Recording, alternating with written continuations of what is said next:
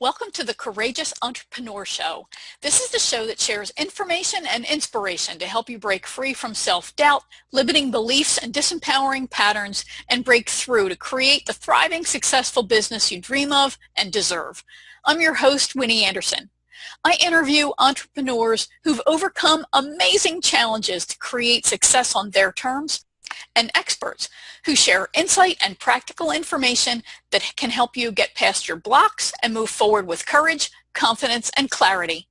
The show is available in both video and audio formats on a variety of platforms, including iTunes, iHeartRadio, in the Google Play Store, and on YouTube, and on my website at winnieanderson.com.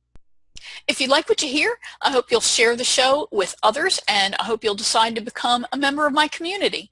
You can become a fan of the show at my site, winnieanderson.com/fans. When you do, you'll get episodes delivered right to your inbox, along with information, tips, and resources to help you consistently move forward with courage, confidence, and clarity so you can position and pre-sell yourself as the unique solution provider you are, and ultimately to profit from your expertise. If you ever get caught up in the I can't syndrome, or I don't know how, or I'm not good enough mantras that can run through our heads, then you definitely want to make sure you listen to today's episode, because today's guest shows the only thing stopping us from creating a wildly profitable lifestyle-based business is that lump of gray matter inside our heads. Jessica Yarbrough is a business coach for high-achieving women who want to break out of corporate life and quickly build a six-figure business.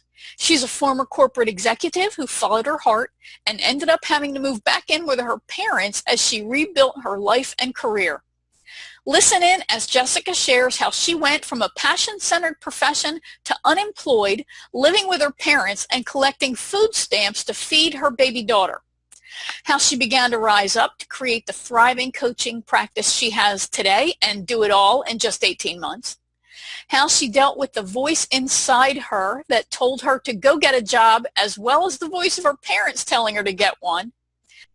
She'll share the biggest blocks and mistakes that women have and make that hold us back from achieving what we really want. And she shares some really great tips to begin to move forward to create the life and business of your dreams. Now be sure to listen all the way to the end, where I'll share your reflection exercise and action step for this episode. All right, so welcome, Jessica. I'm so happy to have you here today. Thank you for having me on your show, Winnie. Oh, you're welcome. So, okay, we met online, of course. I meet most of people in general online. My whole life is online, and I'm sure the bulk of yours is too. So I know you are a successful coach, right? You are a single mom. You are a world traveler, right? I know you were just on a long trip, but I also know that things were not always, let's say, fabulous, right? So can you tell a little bit about your story and how you got to this particular point of success? Because it wasn't rosy. No, my life journey has been like, going up and down different mountains. So, my background was in the corporate world. I had built multiple startup companies, but like a lot of people in the corporate world, I got burnt out, and I took a break. And for about 4 years, I just traveled the world and became a yoga teacher and had lots of amazing experiences, teaching in the jungles and that sort of thing. And I came back to San Diego really with no desire to go back into the business world. And I got pregnant with my daughter.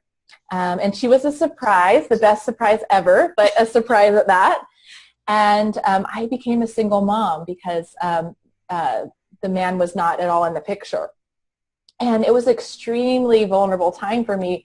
One, because I have a good head on my shoulders, and I never thought that I would ever be in that position. Like, no little girl says, I want to be a single mom when I grow up. You have these ideas like you're going to get married and then have a baby. But I was also very excited to become a mother because I always was one. But I also was broke. I didn't have any money. I was teaching yoga, which was very fulfilling, but, it just got me enough money to live off of, to pay rent and food and that sort of thing. So at the time, I think I was 32 at the time, And I was totally scared. I mean, I had to go back to my parents and say, hey, this is my situation, which, by the way, they were not happy about at all. They are now. They love and adore her. Sure. She's like means the world to them. Yeah, but that wasn't their plan for you either, I'm sure. No, right? Exactly. It was not their plan for me. So, they didn't want to see me struggle. Right. And so I moved back in with them, and I actually went on food stamps to kind of supplement my income, because at the time I also couldn't teach a ton of yoga because I was pregnant, hot yoga and that sort of thing. So I had to look at other ways to make money. And, it was an extremely humbling experience for me, because my whole world was turned upside down. And deep down, I never wanted to bring a child into the world under these circumstances. And it really inspired me to become a better version of myself. And so I started consulting on the side for $20 an hour. I cannot believe I did it for that little, but I did, because I just wanted whatever I could take. And that got me referrals to make more money. I charged more money and so on. And I was still kind of in this trap of trading time for dollars. And I hired a coach who taught me about doing high-end sales and selling the transformation rather than billing hourly. And that was the pivotal point in my business. That's when I was started to hit those 5-figure months. And from there, everything's changed. I've started teaching women how to do the same thing in their business. Okay, that's fantastic. So, wow, what a story. That's a lot, I know. No, but I think, while your story might not be exactly my story, I think there's so many things there that we can all relate to. We're doing really well. We decide we have this calling, and we're pulled in this direction, and we decide to embrace it, right? Because that's what we're told to do. And then something happens that just makes you go, oh, crap. And now you've got to somehow figure out a new direction. And I think it's even worse than when you have this child. Because I can only imagine the mixed emotions, right? The joy of, oh my God, I'm going to have a baby, and then, oh my God, I'm going to have a baby. And it's somebody else to worry about. Yeah. And pay for, and kids, as we know, they ain't cheap. So I can certainly appreciate the whirlwind of emotions that you must have been going through. I had to move back in with my mom too, and it's nobody's idea of a good time. No. Nobody's. You love them. Like, I love you, but I don't really want to live with you. Yeah, I was done when I was 18, right? And now I'm back in my 30s. I don't think so. So let's talk about, you had this, I'm just going to call it an awakening that your coach helped you get, that if you sell high-end programs, I'm going to guess then is what you started putting together. Is that right? Yes. Okay. And obviously raising your rates. Were you like inching your rates up with every new client kind of thing? Yeah, that's what I was doing. Yeah. And it was exciting at first, but then I would look at, I only had so many hours in a week and think, I didn't really make a big difference in my income. Right. And that's the difference of a high-end model, is instead of being almost like a worker bee where you're submitting, your timesheets and getting, this incremental money for this incremental task, you shift to being more of a peer-to-peer relationship and more of a mentor where you're coaching them, but then they have to go out and implement all of this stuff, and they hire the worker bees. But it does change the dynamic, and they still get the results, but you get to be accountability and teacher versus worker bee, and you get to command 10 times higher the price or more. Yeah, because you're the expert. I mean, you're really, you're supporting the transformation, and that's the whole teach a man to fish, and then versus, or, the fishing for him. So yeah, right. Absolutely. That's fantastic. So I'm going to assume your parents, well, obviously they eventually became happy that their grandchild was born. And were you able to stay with them as it created some kind of transition point, and you were then financially able to support yourself fully? Okay. Yeah, I did. So I stayed with them for about the first year and a half. Okay. And then we moved into our own place after that. And I kept her at home for the first 7 months. And my dad, they actually are super close because he, was like her part-time nanny. It was between the two of us. But after, she got mobile, I had to put her in a daycare Montessori type thing because otherwise it's just too hard to get things done. I mean, when they're babies, newborns, they just sleep all day long, so it's a little bit easier. Yeah, but once they're mobile, forget Yeah. it. They're, Once they're mobile, they want your attention. right. Well, and you've got to give it to them or they'll climb up some who knows what. And, yeah, exactly. So Yeah.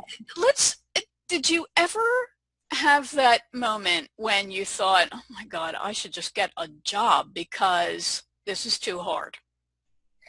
It did come into my mind, very tiny. It certainly was a loud voice from my parents, I'll tell you that. But I mean, that was their thing, just get a job. Because I had no doubt that I could make really good money in San Diego being the director of marketing. I have no doubt that would be possible, but I had already done that. In fact, I had done it as a single person and found it extremely stressful and found that I was unfulfilled and didn't have time. Right. So, I mean, I couldn't imagine, like the last thing I wanted to do was drop my little baby off at daycare at 6:30 in the morning and pick her up at 6 p.m. And I know that's a reality for a lot of people, but I didn't want that. I didn't want to have to, limit the time that I had with her to 2 hours on the weekend and 2 weeks vacation a year. And so I knew that even though I was sacrificing my time in terms of my situation and even the money that I was making, that what I was going to build was so much greater than that I was really investing in creating a phenomenal future for both of us. Yeah, so you would be financially fulfilled and emotionally fulfilled at the same time.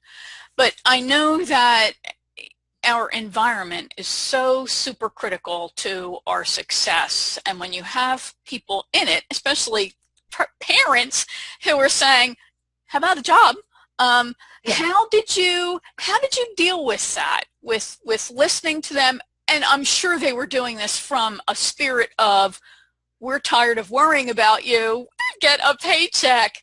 So can you talk a little bit about how you handled that with your relationship with them, if you can, and from a mindset standpoint, listening to that, but telling yourself, no, I'm going to make this work?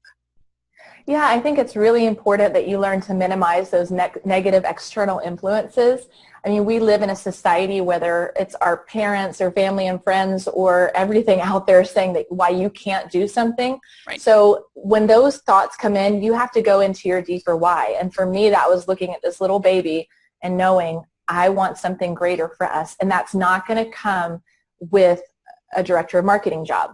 I mean, I knew the kind of life I could create for her if I gave all of my time and energy to a company in which I was making someone else money. Like, I get that, but that's, I have to stay focused. I had to stay focused on my bigger vision and do inner work almost on a daily basis, just coming back to who am I, what do I want, what is my purpose, what am I creating? And, because the mindset is such an important factor in our success. Yeah. And if you just keep buying into everybody else's self-imposed limiting beliefs, you will never be successful. Right. Yeah. I had a guest on, Mark Baker, who he talked about that, about the fact that these beliefs that we have, they're not even ours. They're kind of, they've been absorbed from other people, and your parents are a great example because our parents obviously are our first influence. So here are your parents, and with the spirit of, we love you, we're concerned about you, we want you to have the comfort, the convenience, right, of a paycheck. That there's this, that generation had the mindset that you were supposed to work for a company for 40 years, right, and then you retire, and that's just not the way it works. So yeah, it is a great struggle. I think what inspired me most about your story and made me most want to interview you, and I know I never told you this, it's really the model. I'm going to get choked up just talking about it. It's a model that you're presenting to your daughter.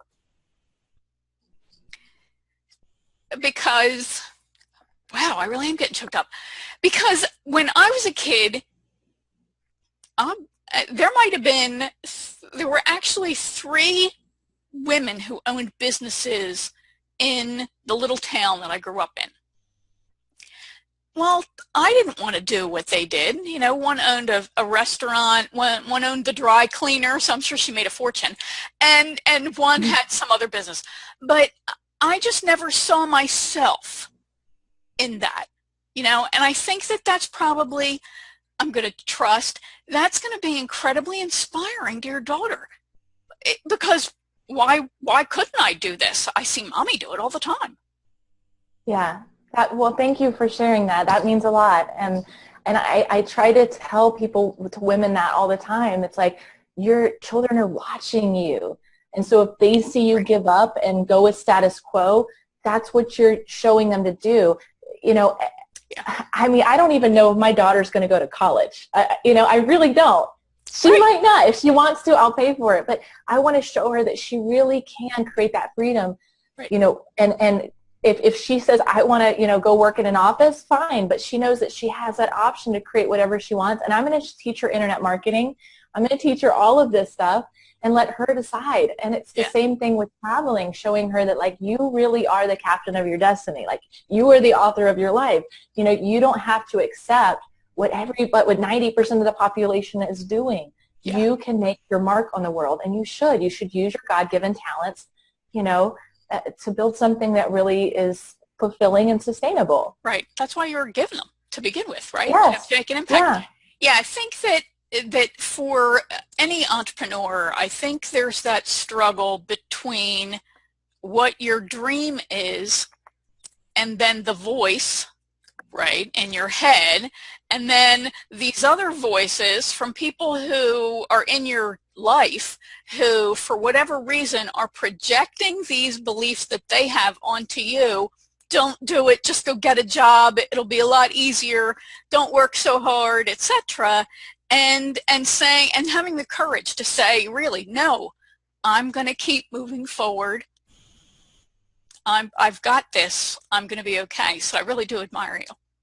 Thank you. So let's talk about what you think then is the biggest block that moms in particular, because I know that's your audience, right? Moms in particular have when, because I know when my sister had her baby, it was, I'm going to go back to work. And then it was like, I don't want to go back to work. Now you're getting fun. I don't want to go back to work, right?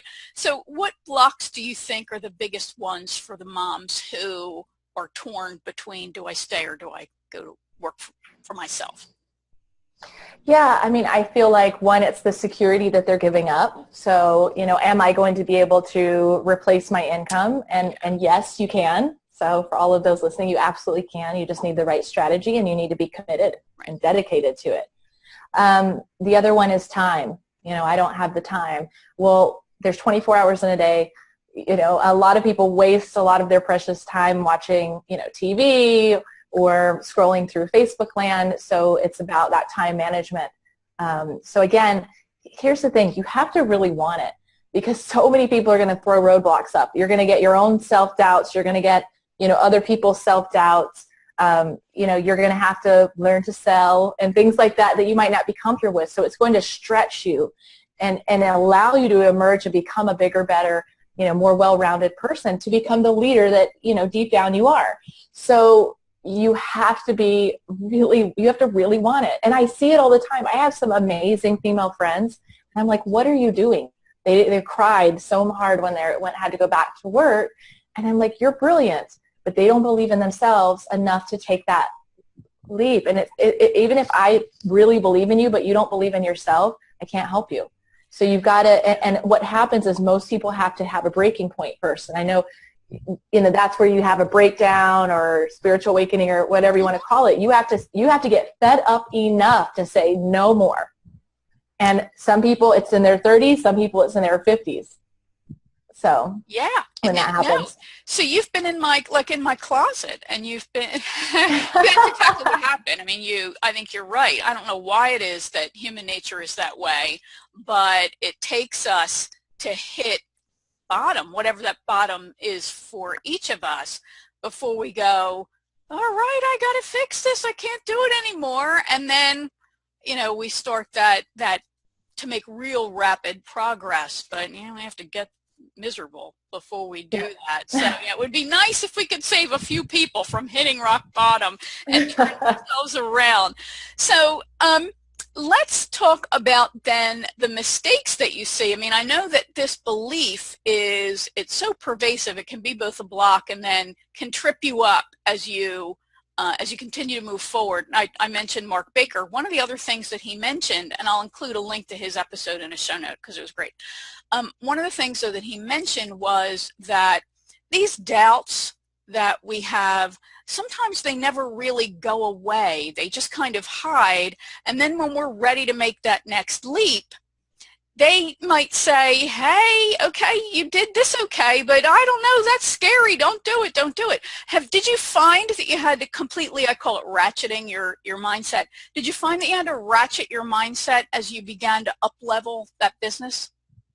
Absolutely. Yeah. Oh my gosh. I didn't even think it was going to happen to me. And I was all ready to launch my new program. And I remember calling my coach crying, just like, oh, I can't do this.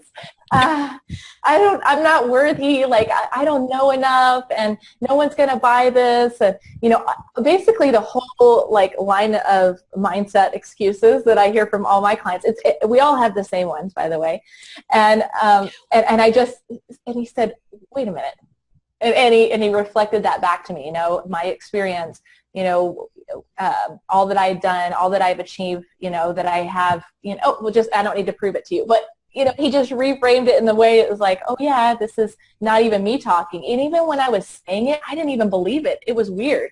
I was saying it, but I didn't even believe what I was saying. It was just like some kind of unconscious, you know, blabbering coming out of my mouth. So, but I just had to get it out. And, you know, that's the last step, is walking through the fire and putting yourself out there. And because that's how that's the transformation. That's how you come out the other side, is you have to do what all the limiting beliefs are telling you you cannot do. That's the only way to break free from it. Amen, sister. You know, and I'm just making notes while you're talking. I think that whole issue of I'm not worthy, if I had to name one obstacle that is the biggest block, it is exactly that. I don't care how abundant you're thinking. If you think I don't deserve whatever the universe is going to send to you, unless it's crappy, you know, then you're never going to be able to really fully create that abundance. You're going to subconsciously, I think, push it away. And I love the analogy of walking through the fire. Mm-hmm. You know, that really is probably our version of Tony Robbins' fire walk, right? Yeah. Pushing the button and actually hitting send on the email or going live on the video. We're wincing the whole time, but you're right. You've got to take that action that is exactly what's scaring you. And I think one of the things that's frustrating about confidence is you don't get it until you do it.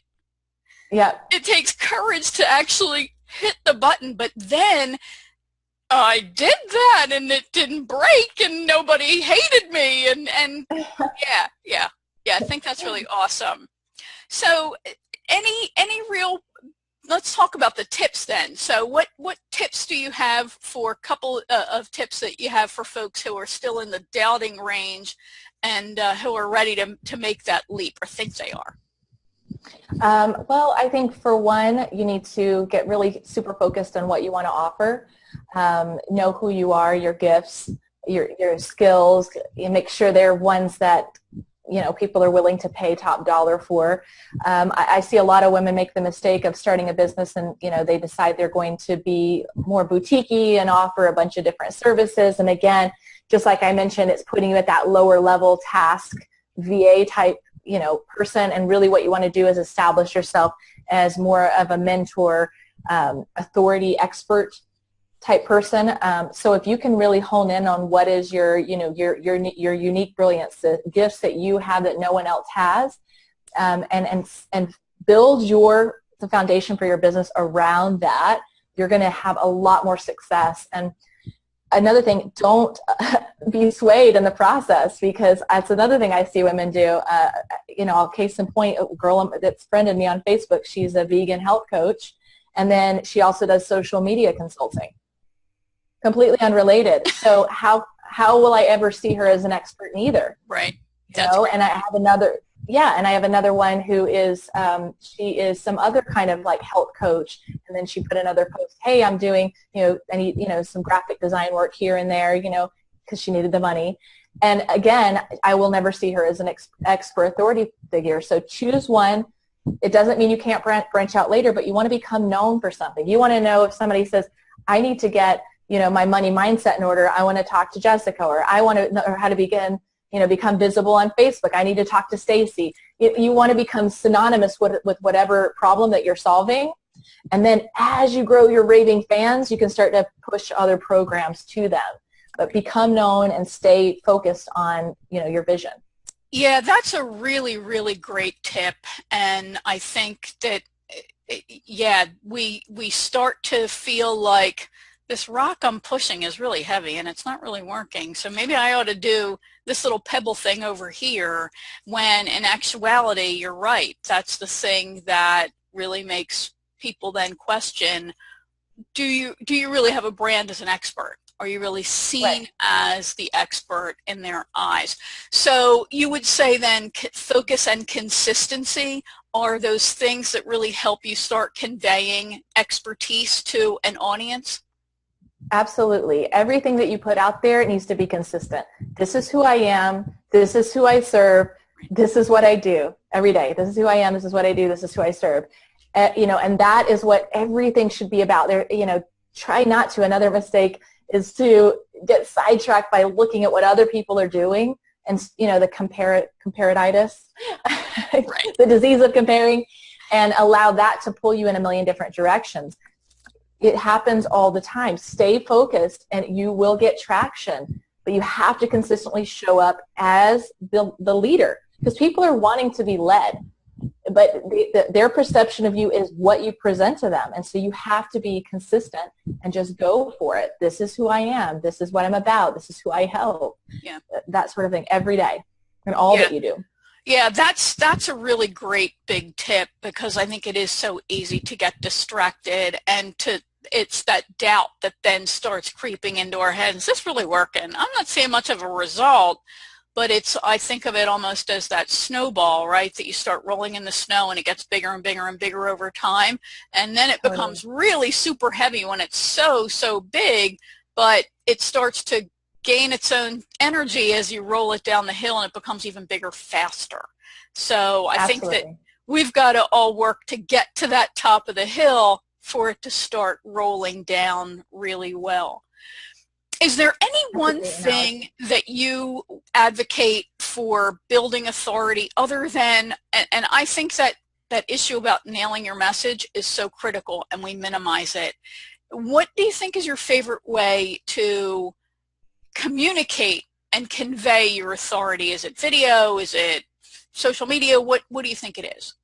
Yeah, it's definitely social media, a combination of writing like thought-provoking posts that really call out to my ideal clients' pains, fears, and frustrations, and again, reframe it into how you can overcome those. And I do that either in a written post, or I do it in Facebook Lives, like a 5-part video series, you know, that's directing them to join my group or get on a call with me or join my program. So that's my favorite way, is definitely with social media. I am planning to, you know, do more with my YouTube channel and, you know, get my blog going, but, you know, it's all in time. Right. Yeah. And I think that's another important issue, whether you're a mom or not. It's choosing your time wisely, so you're focusing on the most high impact activities that you possibly can, so you're really using your time and your energy really well. So Jessica, I could go on for hours. You're fabulous, and this is great information. So why don't you just share with folks exactly what it is that you do, because I know you have a whole program that you work with folks on. So why don't you explain that? Yeah, my focus has really shifted recently. I'm still working with moms, but I'm helping a lot of the high-achieving women now that are in the corporate world or working the 9-to-5 to successfully transition and replace their 6-figure income within a very short time. So that's my main focus right now. I still am showing people how to build a six-figure authority coaching or consulting business quickly. So that's the main focus. And then I also do have my mindset and sales mastery training, which is launching, which is really to support those that are already have an established business but aren't able to make sales. Okay. Yeah, and we could go on for days just about that whole issue of mindset and selling.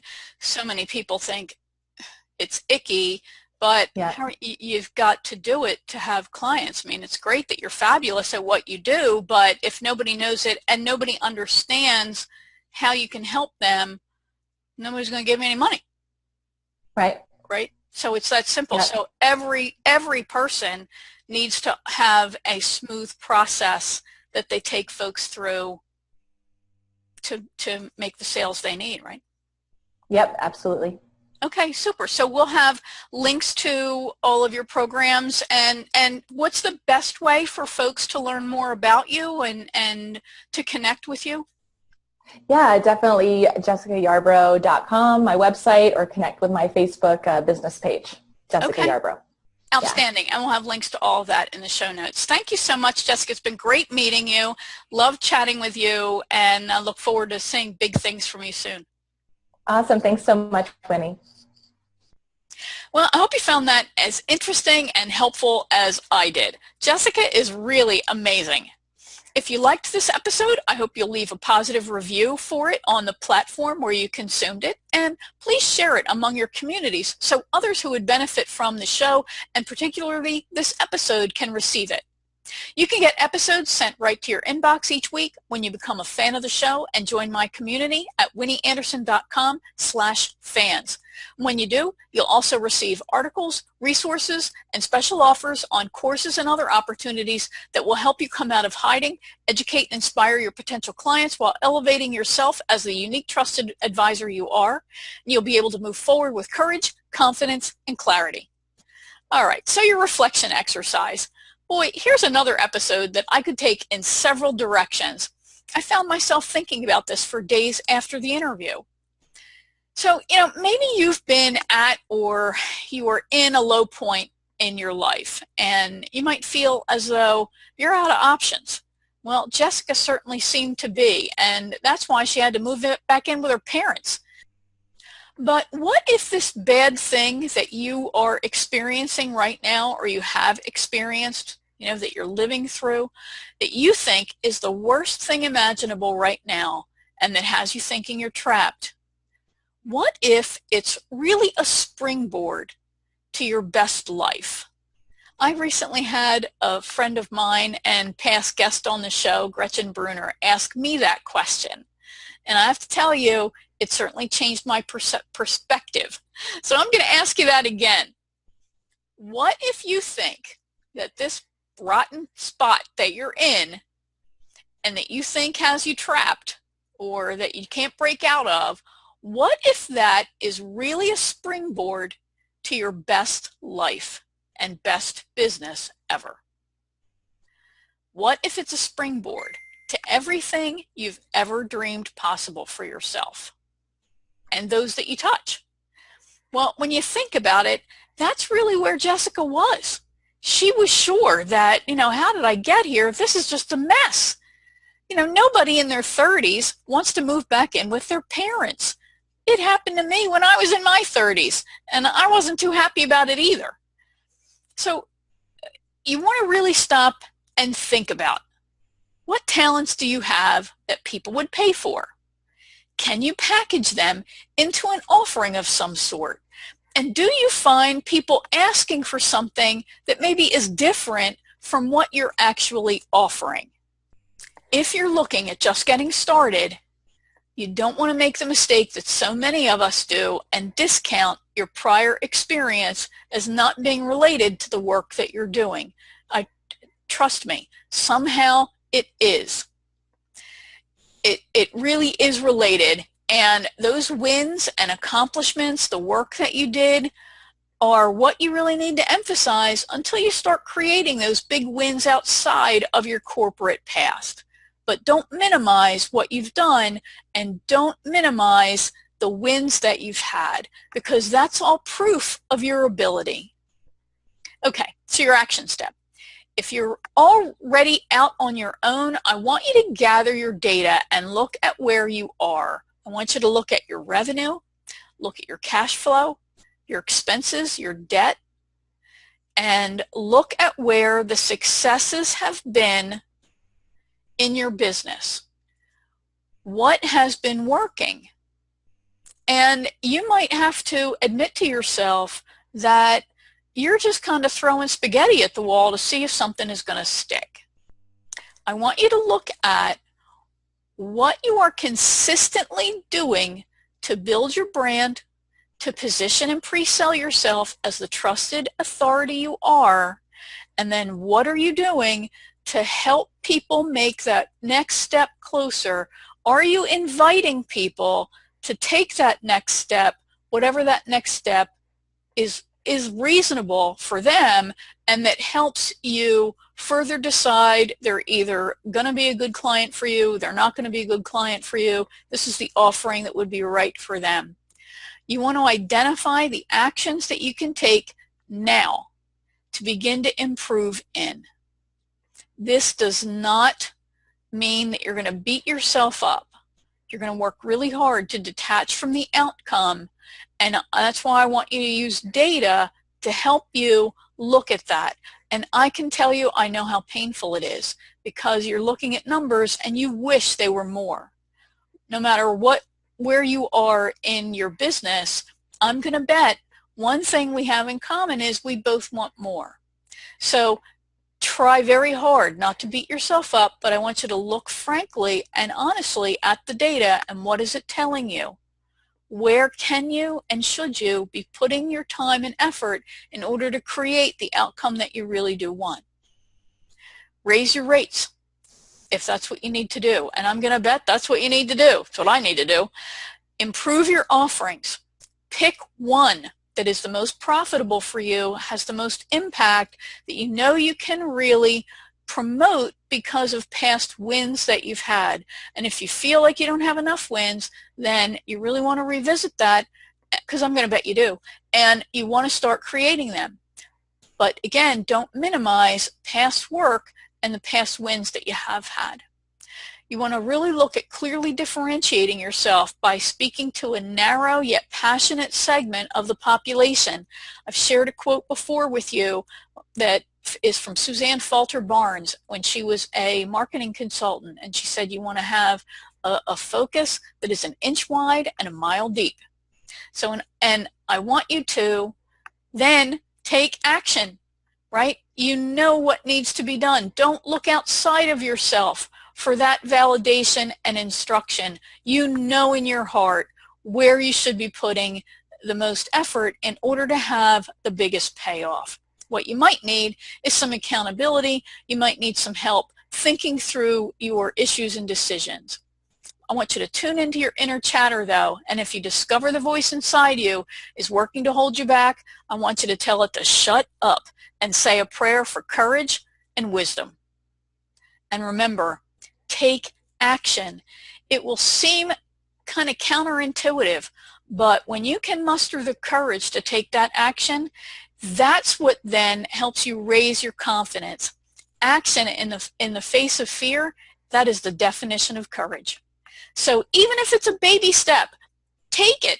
Take that little inch step forward and keep moving so that you can create the results that you ultimately want. No matter how small a step forward you take, it begins to silence your inner critic and helps you grow that confidence that you need so much. Now, if you'd like to get support, encouragement, and accountability to keep you focused and moving forward, then head over to my website at winnieanderson.com/action. You'll learn about the Action Takers Club and how it can help you consistently move forward to achieve your goals. Thanks for being with me for this episode of The Courageous Entrepreneur. I'll be back with another episode soon. And until then, remember, you are worthy of all the success you dream of.